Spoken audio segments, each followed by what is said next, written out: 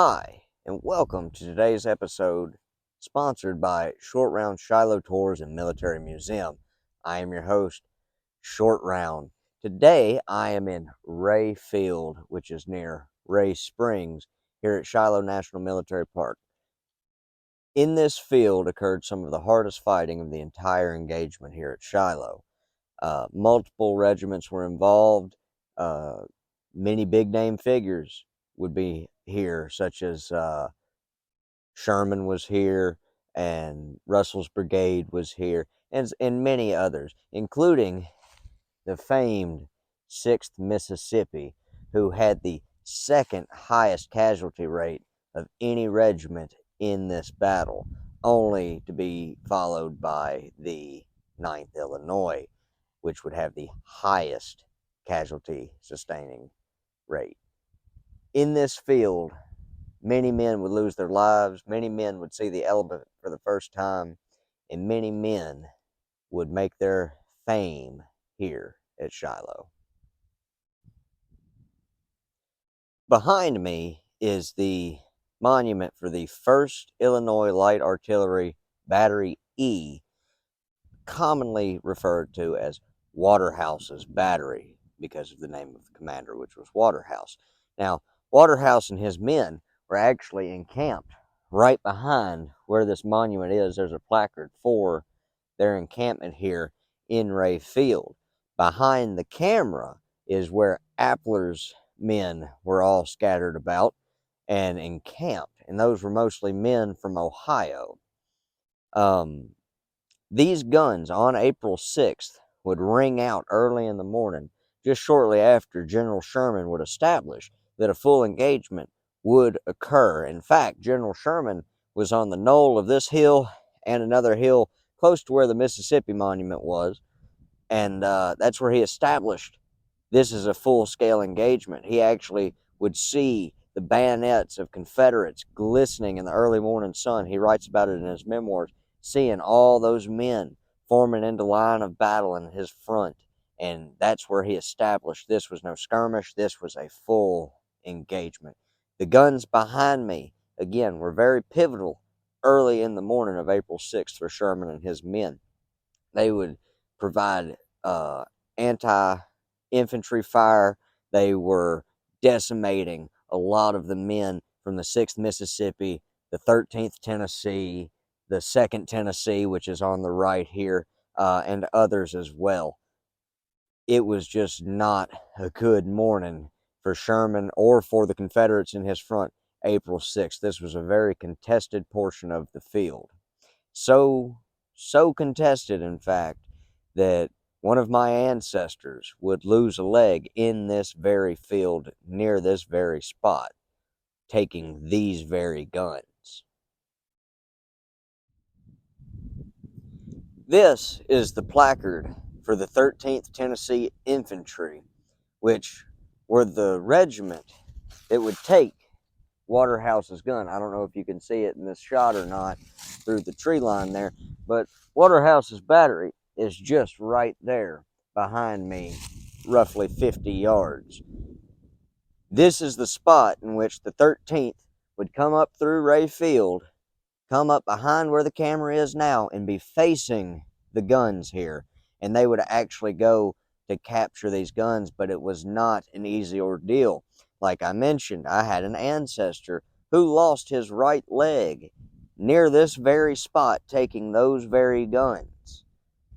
This was a highly contested spot, and silencing those guns was a very, very important thing to do, especially for the advancement of the Confederates through this area. Now, the ancestor I'm referring to is Private Nicholas P. Bond, 13th Tennessee Infantry, Company H. He was from Bartlett, Tennessee, mustered in Bartlett, and would actually go home to be a doctor in Bartlett, a one-legged doctor, as his son would write later in memoirs.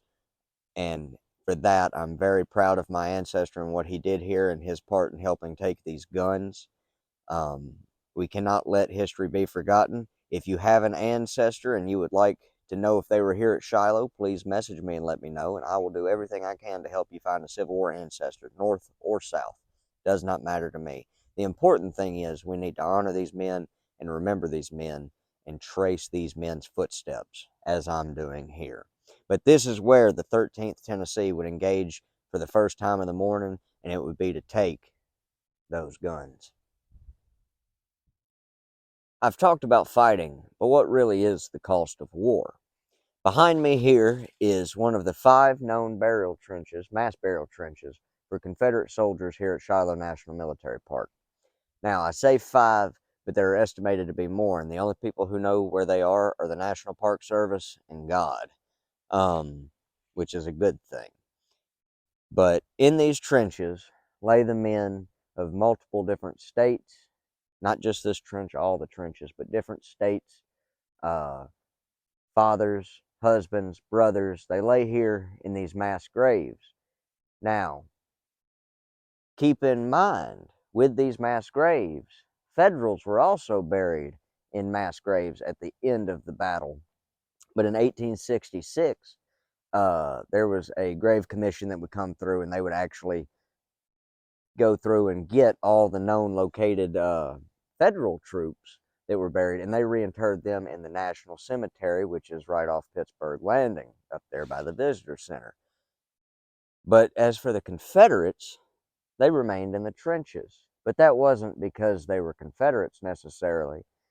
You see, after the war, when there were commissions coming about for these parks and everything, and when the National Park Service was founded and battlefields started to come into the NPS, there were representatives that were still living from the battle, veterans of the battle, and they actually said, Confederate soldiers, former Confederate soldiers, said these men fought together, they lived together, they died together, let them sleep eternally together. So in a way, this is actually paying homage to their sacrifice. These men are brothers in arms, and they are, in fact, buried here together for all eternity, almost buried in rank and file as they died.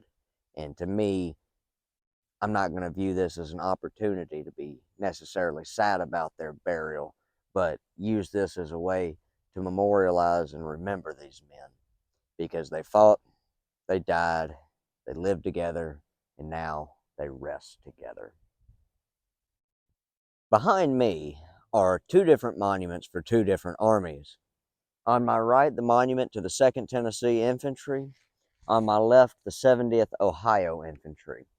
Now, Rhea Field is just beyond the trees behind the camera by about 200 yards or so. But right here is where you get a really clear picture of where battle lines are actually starting to be drawn.